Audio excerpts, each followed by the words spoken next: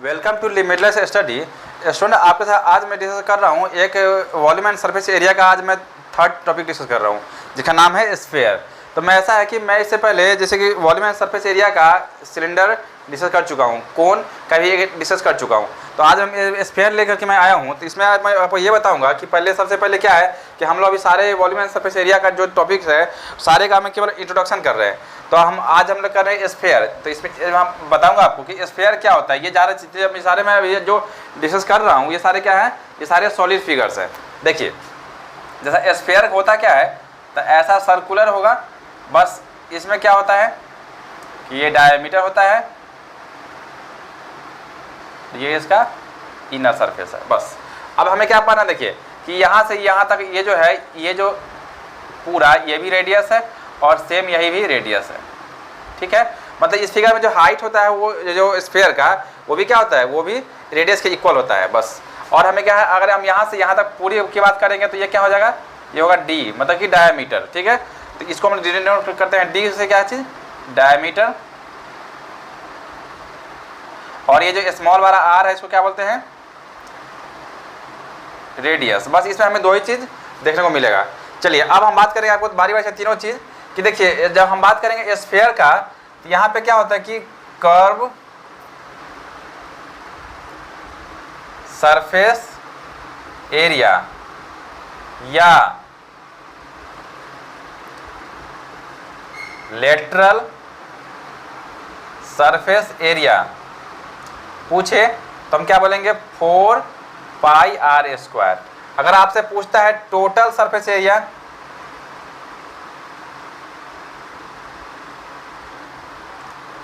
तो भी हम क्या बोलेंगे, 4 पाई आर स्क्वायर। क्यों? क्योंकि स्फीयर क्या होता है, देखिए कर्व हम कब फाइंड करते हैं, जब किसी का कोई जो स्फीयर है, जो कोई जो ऑब्जेक्ट है, फिगर है, वो ओपन या क्लोज होगा। यहाँ पे क्या है, स्फीयर क्या होता है, एक क्लोज सर्कल है। तो इसमें क्या है कि इसमें ओपन क्लोज के बात होता ही नहीं है, इसलिए हम लोग कर्व सरफेस इसको नहीं बोलते। अगर कहीं कोई लिखा होता है कि कर्व निकालिए तब भी आप क्या निकालेंगे, टोटल फाइंड सरफेस एरिया। याद रखिएगा कि स्फीयर के केस में टोटल सरफेस एरिया बोले या कर्व सरफेस एरिया बोले, दोनों क्या होता है, इक्वल होता है, ठीक है। अब बात करेंगे हम लोग वॉल्यूम की। तो इसका वॉल्यूम क्या होता है, 4/3 पाई आर क्यूब। क्या होता है, 4/3 पाई आर क्यूब। तो बस इसके अंदर हमें बस केवल 3 फॉर्मूला जानना है। 3 क्या है, इसको हम दोनों को सेम ही मानते हैं, तो ये दोनों एक ही हो गया कि कर्व लेटरल बोले तो 4 pi r square, total surface area तो बोले तब भी 4 पाई आर स्क्वायर, और जब बात करें वॉल्यूम की तो 4/3 पाई आर क्यूब। अब हम लोग इससे जुड़ा हुआ कुछ क्वेश्चन डिस्कस करेंगे, फिर आगे देखते हैं। देखिए हमने पहला क्वेश्चन लिया है कि find the surface area of a sphere if its diameter is 14 centimetre.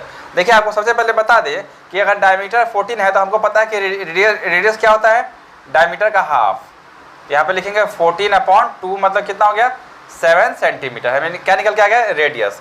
अब हमें पता है स्फीयर, मैंने क्या बताया था, देखिए कि इसका टोटल या कर्व दोनों क्या होता है, सेम होता है। इसलिए यहाँ क्या लिखा, फाइंड द सरफेस एरिया, इसलिए मेंशन ही नहीं किया क्योंकि पता है कि कर्व बोले या लेटरल बोले या टोटल बोले, सरफेस एरिया ही वही आएगा, सेम। यहाँ पर क्या लिखते हैं, यहाँ पर लिख लेंगे सरफेस एरिया ऑफ स्फीयर, क्या बोलेंगे, 4 पाई आर स्क्वायर। अब देखिए 4 इंटू पाई का वैल्यू क्या होता है, मैं आपको बताया था कि देखिए जब कभी भी किसी मेंस्ट्रुएशन के अंदर जब कोई क्वेश्चन हो जहाँ पे लिखा हो कि पाई, अगर पाई की वैल्यू गिवन हो कि पाई लेना है 3.14 तो आप लेंगे। अगर नहीं कुछ मेंशन हो तो आप क्या करेंगे, पाई की वैल्यू 22/7 लेंगे, ठीक है। और आर के यहाँ आर हमें फाइंड हुआ 7 सेंटीमीटर, तो 7 इंटू 7, ठीक है। और हमने बताया था आपको कि एरिया क्या होता है, एरिया हमेशा लेते हैं जो भी यूनिट दिया हो उसके स्क्वायर में। अब देखिए 7 कैंसिल हो गया तो बचा क्या, देखिए 22 4 जा 88 इंटू 7 सेंटीमीटर स्क्वायर है, इसको मल्टीप्लाई कर लेते हैं। 7 8 जा 56, कैरी आ गया 5, 7 56 और 5 61, तो 616 सेंटीमीटर स्क्वायर। ये क्वेश्चन हो गया हमारा। और हम और फिर नया क्वेश्चन डिस्कस करते हैं। अब देखिए अब नेक्स्ट क्वेश्चन है कि find the radius of the sphere whose surface area is 154 centimetre square. अब क्या है कि स्फीयर का हमें रेडियस फाइंड करना है, और क्या है, सरफेस एरिया गिवन है कितना, 154 सेंटीमीटर स्क्वायर।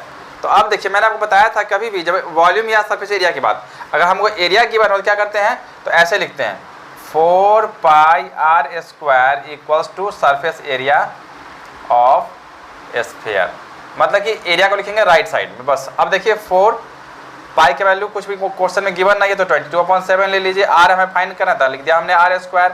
अब देखिए सरफेस एरिया ऑफ स्फीयर क्या है, गिवन है 154, हमने लिख दिया यहाँ पे 154। अब देखिए अब क्या हो जाएगा, देखिए आर स्क्वायर। देखिए ऐसे केस में आपको सॉल्व करने का सबसे बेटर तरीका क्या है कि देखिए लिखिए, इसको लिखिए पहले 154 और देखिए जो नीचे लिखा हुआ है ना उसको आप ऊपर ले जाइए। जैसे यहाँ पर नीचे 7 है और जो कोई टर्म होता है नीचे का टर्म डिनोमिनेटर उसको ले जाएंगे यहाँ ऊपर, और ऊपर का जितना भी टर्म है जैसे 22 और 4 उसको कहाँ ले आइए, नीचे। बस मतलब जो ऊपर का टर्म है उसको नीचे लिए, जो नीचे का टर्म है उसको ऊपर ले जाइए। अब देखिए कितना इजी में हम लोग कैलकुलेशन करेंगे। देखिए पहले हम 2 से कट करते हैं, 2 2 जा 4, इसको 2 से कट करके 2 7 जा 14, 1 2 7 जा 14। अब देखिए आपको देख के लग रहा होगा क्या कि ये आता है 11 2 या 22, ये होगा 11 7 जा 77, ठीक है। अब इसको मल्टीप्लाई करने की जरूरत नहीं है, क्यों जरूरत नहीं है, देखिए कि यहाँ पे मेरे पास आर स्क्वायर है तो क्या करेंगे, देखिए आर स्क्वायर यहाँ पे 7 × 7 तो 7 का स्क्वायर, नीचे 2 × 2 तो 2 का स्क्वायर, क्या हो जाएगा बताइए। अब देखिए दोनों पे स्क्वायर है तो क्या लिखेंगे, इसको यहाँ पे ऐसे लिख लेते हैं कि r का स्क्वायर इक्वल्स टू 7/2 का स्क्वायर। अब देखिए मैं बताया था आपको जब पावर सेम हो तो बेस क्या होता है, बेस को सेम कर लेते हैं। तो r इक्वल्स टू क्या हो जाएगा 7/2 सेंटीमीटर। हमसे मांगा है r, यहाँ r कितना हो जाएगा, r निकल के आ जाएगा 3.5 सेंटीमीटर। आप यहाँ पे भी लिख दीजिए r क्या हो जाएगा 3.5 सेंटीमीटर। ओके, अब डिस्कस करते हैं नेक्स्ट क्वेश्चन। अब देखिए अब हमने एक क्वेश्चन लिया है, find the volume of sphere whose radius is 7 centimetre. तो देखिए स्फीयर का वॉल्यूम क्या होता है, देखिए हमें गिवन है कि रेडियस क्या है 7 सेंटीमीटर, तो वॉल्यूम क्या हो जाएगा, तो वॉल्यूम ऑफ स्फीयर क्या हो जाएगा 4/3 पाई आर क्यूब। बस अब देखिए 4/3 पाई की वैल्यू क्या लेंगे 22/7 इंटू आर क्यूब, मतलब जो 7 लिखा हुआ है उसका क्यूब। और हमने बताया था कि एरिया होता है स्क्वायर में, वॉल्यूम होगा क्यूब में। यहाँ पे लिख लेते हैं इसका यूनिट क्या है सेंटीमीटर, तो सेंटीमीटर क्यूब। अब देखिए 4/3 इसको लिख लीजिए 22/7 और ये 7 का क्यूब मतलब क्या 3 टाइम्स मल्टीप्लाई कर लीजिए बस। अब देखिए एक 7 से एक 7 कैंसिल हो गया, आपको कटने वाला हमें नहीं दिख रहा है, क्या करें 22 × 4 कितना हो जाएगा 88। और मैंने आपको बताया था कभी जब हमें कैलकुलेशन करना है, जैसे यहाँ आप दिख रहा है कोई बच्चा क्या करेगा 22 हो जाए 88 और इसको 7 से 49 लिख के फिर मल्टीप्लाई करेगा, हमें वो काम नहीं करना है। क्या करेंगे 88 × 7/3 सेंटीमीटर क्यूब हो गया। अब क्या करेंगे हम इसको 2 स्टेप में मल्टीप्लाई करेंगे। देखिए पहली बार क्या करेंगे, पहले 7 से करते हैं मल्टीप्लाई। देखिए 7 8 जा 56 कैरी 5 फिर 56 और 6 कितना हो जाएगा 616 फिर इंटू 7 क्योंकि एक 7 बचा हुआ है /3 सेंटीमीटर क्यूब। अब इसको ये करते हैं मल्टीप्लाई। देखिए 7 6 जा 42 कैरी 4 7 1 जा 7 4 11 कैरी 1 और 7 से 42 और 1 43 4312/3 सेंटीमीटर क्यूब। अगर आप चाहते हैं कि इसको हम ले आए किस मिक्स में ले आए तो देखिए इसको यहाँ लिख लेते हैं 3 से कीजिए मल्टीप्लाई 3 1 जा 3 कैरी 1 13 तो 3 4 जा 12 कैरी 1 आ गया 11 3 3 जा 9 कैरी 2 3 7 जा 21 तो 1 होल 2 नीचे 3 सॉरी नीचे क्या है नीचे 3 सेंटीमीटर क्यूब। तो आपका आंसर क्या आ गया 1437 होल 1/3 सेंटीमीटर क्यूब। अब डिस्कस करते हैं नेक्स्ट क्वेश्चन। अब देखिए लिखा हुआ है कि find the amount of water displaced by a solid spherical ball of diameter 28 centimetre. देखिए मतलब यहाँ पे आपसे डायरेक्टली मैं इसलिए ऐसा क्वेश्चन लेकर के आया हूँ कि आपसे यहाँ पे ये पूछा नहीं है कि वॉल्यूम निकालिए, आपको क्या पूछा है कि एक स्फेरिकल बॉल है उसके अंदर वाटर कंटेन किया हुआ है तो कितना वाटर है उसके अंदर ये हमें फाइंड करना है। तो अब हमें डायरेक्टली क्या करना है, हमें निकालना है वॉल्यूम ऑफ स्फेयर, क्योंकि कोई भी हम कंटेनर की बात करते हैं, जब कोई भी कंटेनर जो है उसके अंदर पानी कितना कंटेन करेगा मतलब क्या हो गया कि हम उस ऑब्जेक्ट का कंटेनर का वॉल्यूम फाइंड कर ले बस। हमें क्या करना है, इस स्फेरिकल जो बॉल है इसका क्या करना है, वॉल्यूम फाइंड करना है। देखिए क्या करेंगे, तो हमें लिखा हुआ है डायमीटर 28, तो हमें क्या मैंने आपको बताया था कि डायमीटर 28, तो हमें फाइंड करना है रेडियस। तो क्या हो जाएगा, जो रेडियस होता है वो डायमीटर का हाफ होता है, तो हमें यहाँ पे ले लिया d/2 कितना होगा 28/2 कितना आ जाएगा 1414 सेंटीमीटर। ये क्या निकल के आ गया, रेडियस। अब हमें क्या करना है, वॉल्यूम फाइंड करना है। देखिए वॉल्यूम क्या होगा, वॉल्यूम ऑफ स्फीयर क्या हो जाएगा 4/3 πr3 बस। अब देखिए 4/3 पाई कितना हो जाएगा, पाई हमने बताया था 22/7, r3 r कितना है 14, और हमारा सेंटीमीटर है तो लिख दीजिए सेंटीमीटर क्यूब। अब इसको मल्टीप्लाई कर लेते हैं, 4/3 22/7 और 14 को लिखे 3 टाइम्स,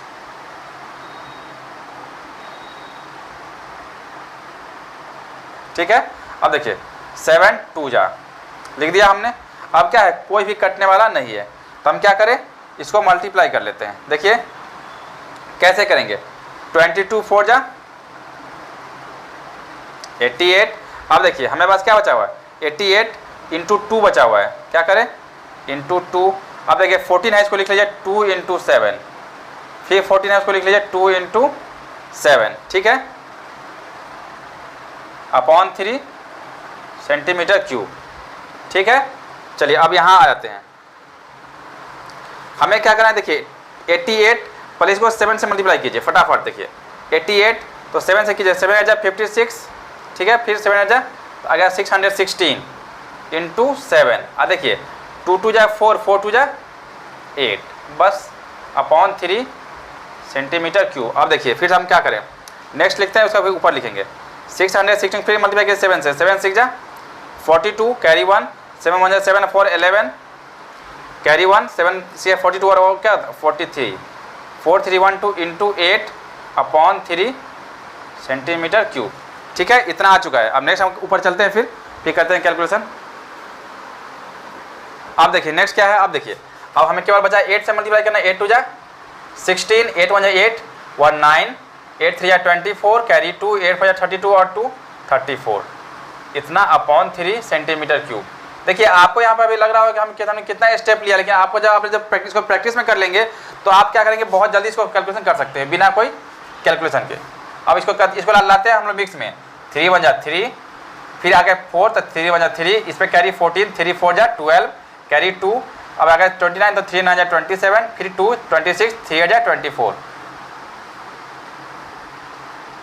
देखिए आपको अगर इसमें भी कोई अगर प्रॉब्लम होता हो कैलकुलेशन करने में तो आप हमें बता सकते हैं कमेंट सेक्शन में। मैं क्या करूँगा, उसके लिए मैं आपको एक वीडियो बना के लाऊंगा जिसकी कैसे किसी को भी नंबर को हम डिवाइड करते हैं बिना कोई ये मतलब डायरेक्टली और डायरेक्ट, ठीक है, ये करेंगे।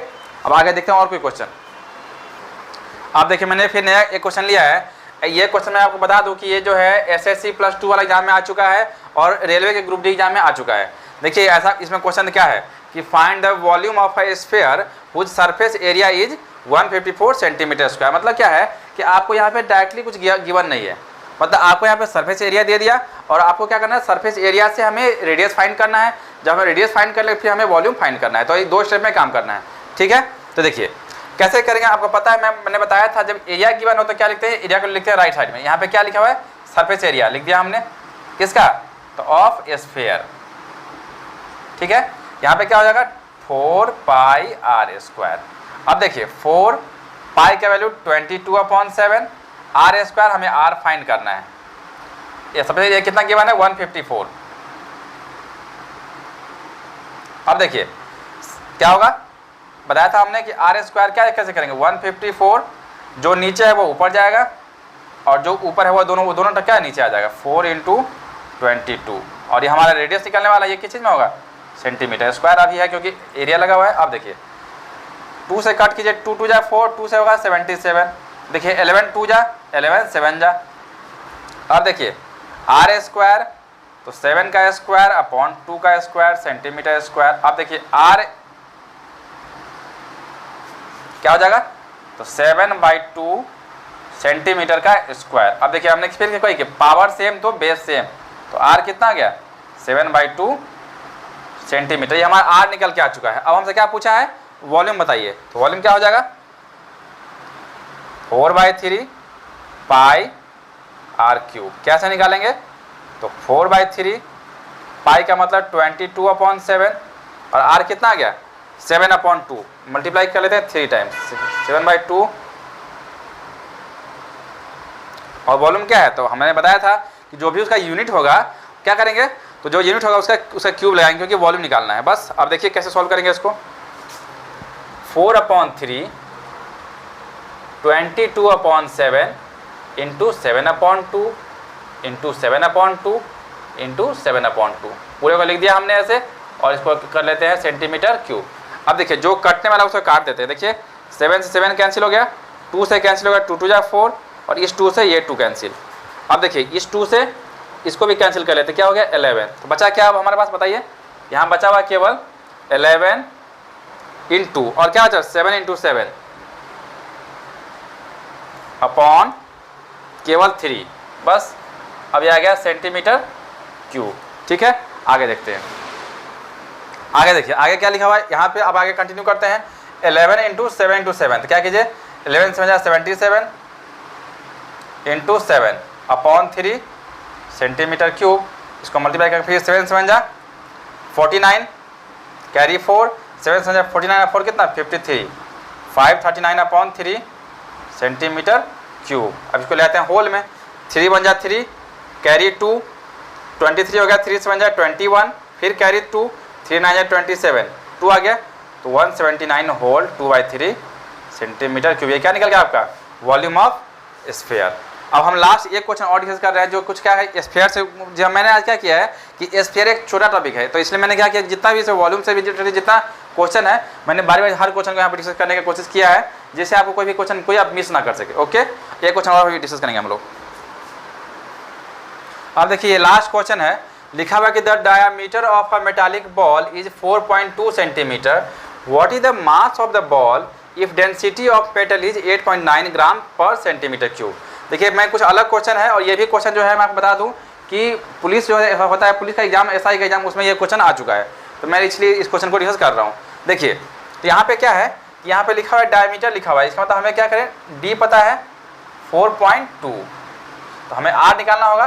तो R क्या हो जाएगा बताइए, R इक्वल्स टू क्या होता है D/2, मतलब कि 4.2/2 कट कर लीजिए कितना हो जाएगा 2 से, तो 2.1 सेंटीमीटर आ गया। ये क्या निकल के आ गया रेडियस।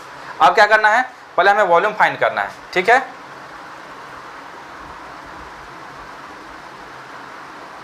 वॉल्यूम क्या होता है 4/3 पाई आर क्यूब। अब देखिए 4/3 पाई का मतलब 22/7 आर, आर कितना है यहाँ पे 2.1 का क्यूब।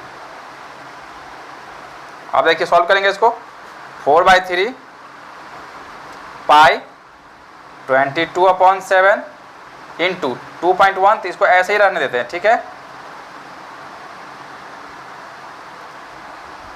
बाई 10 ये तो पता है ना आपको कि अगर कभी भी अगर हमें डेसिमल को रिमूव करना होता है तो राइट साइड से जितने प्लेस के बाद डेसिमल होता है हम क्या करते हैं उतने नीचे उतने उतना जीरो लगाते हैं।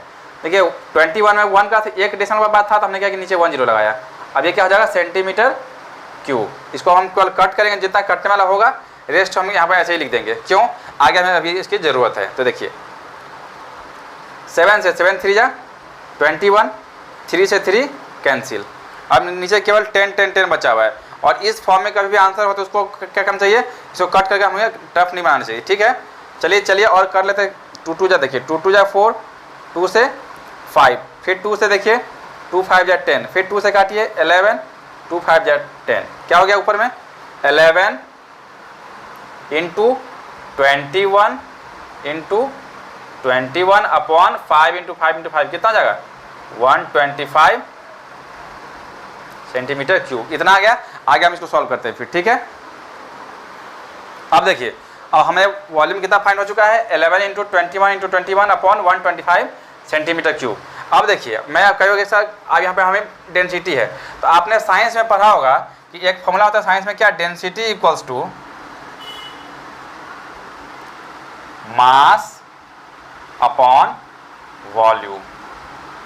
ठीक है, अब देखिए हमें डेंसिटी यहाँ पे कितना गिवन है 8.9। देखिए लिखा है density of a metal is 8.9 ग्राम पर सेंटीमीटर क्यूब, तो ये हो जाएगा 8.9। ठीक है, चलिए मास की बात करते हैं। मास हमें क्या करना है, फाइंड लिखा हुआ व्हाट इज द मास, मास हमें फाइंड करना है। और नीचे क्या है वॉल्यूम, जो हमें आएगा तो क्या करना, देखिए यहाँ पे वॉल्यूम होगा। अब एक चीज़ समझिए कि यहाँ पे क्या है, इसको हम अगर बाई क्रॉस मल्टीप्लिकेशन करते हैं तो क्या है कि हमें वॉल्यूम को 8.9 से मल्टीप्लाई करेंगे तो क्या हमें मास निकल के आ जाएगा। तो मास इक्वल्स टू क्या हो जाएगा, डेंसिटी इंटू वॉल्यूम। डेंसिटी कितना है 8.9 और वॉल्यूम कितना है 11 इंटू 21 अपॉन 125 और मास जो है, अब देखिए आगे क्या लिखा हुआ है 8.9 ग्राम पर सेंटीमीटर क्यूब, तो मास किस में आ जाएगा अब ग्राम में। ठीक है, अब आगे इसको सॉल्व कर लेते हैं। देखिए ये कीजिए तो बाई 10 आ जाएगा। अब कोई किसी से कटने वाला हमें नहीं लग रहा है, क्या करना है, तो अब देखिए यहाँ पे 89 है कैसे करेंगे, देखिए 89 को पहले हमको मल्टीप्लाई कर लेते हैं इसको 11 से, तो कितना हो जाएगा 11 9 जाए 99, 9 आ गया तो 11 जाए 88 और 9 कितना हो जाएगा 97। ठीक है, कितना हो जाएगा,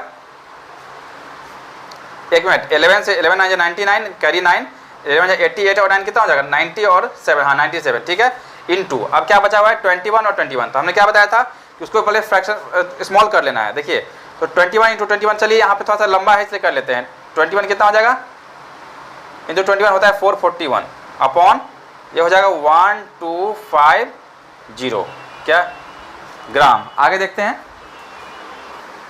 अब देखिए हम क्या करेंगे कि 979 को 441 से मल्टीप्लाई करेंगे तो कितना आ जाएगा 431,739, मतलब कि यूनिट 10 से 100,000 10,000 लाख 4,31,739 अपॉन 1250। अब देखिए हमें इतना बड़ा नंबर है तो एक चीज़ आपको जरूर आइडिया होगा कि देखिए 1250 ये क्या है, इसको हम अगर मल्टीप्लाई करते हैं 8 से, देखिए 1250 को 8 से मल्टीप्लाई करते हैं कितना आता है 10,000। तो हम क्या करें, हमारा काम नीचे कैलकुलेशन इजी करने के लिए हमें क्या करना पड़ेगा, ये हमें कर सकते हैं। आपको अगर आइडिया लग रहा है कि हम 125 को 8 से कर सकते हैं, देखिए क्या करेंगे, हम ऊपर नीचे इसको दोनों को मल्टीप्लाई कर लेते हैं इंटू 8 अपॉन 1250 इंटू 8। इससे क्या होगा, देखिए अब हम ऊपर को मल्टीप्लाई कर लेंगे। देखिए 8 9 जा 72 कैरी 7, 8 3 जा 24 और 7 31, 8 7 जा 56 और 3 59। अब कितना आ गया 5 8 8 और 5 13। ठीक है, कैरी 1 8 3 जा 24 और 125, 8 4 जा 32 और 2 34। ठीक है, इतना अपॉन नीचे क्या हो जाएगा, ये हो जाएगा 10,000।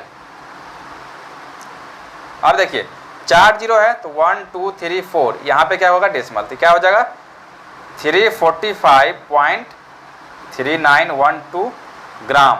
इसको सॉल्व करेंगे क्या हो जाएगा 345 पॉइंट का जगह अगर ये 5 से बड़ा होता तो हम एक यहाँ ऐड करते एक्स्ट्रा, यहाँ पे क्या पॉइंट से छोटा है तो क्या करेंगे 345.3 ग्राम दिस इज योर। लेकिन देखिए एक चीज़ और देखिए, पॉइंट जब हम 3 को अप्रोक्सीमेट कर रहे हैं तो 3 के बाद 9 लिखा हुआ है, ये क्या है 5 से बड़ा है तो क्या होगा, हम जब इसको हम रिमूव कर रहे हैं तो एक इसमें ऐड हो जाएगा, क्या हो जाएगा ये यहाँ हो जाएगा 0.4। तो 345.4 ग्राम यह क्या निकल के आ गया हमें मास ऑफ मेटालिक बॉल। ठीक है, तो बच्चों हम उम्मीद करते हैं कि आपको सारा का जितना मैंने डिस्कस किया है आपको अच्छे समझ में आ चुका होगा।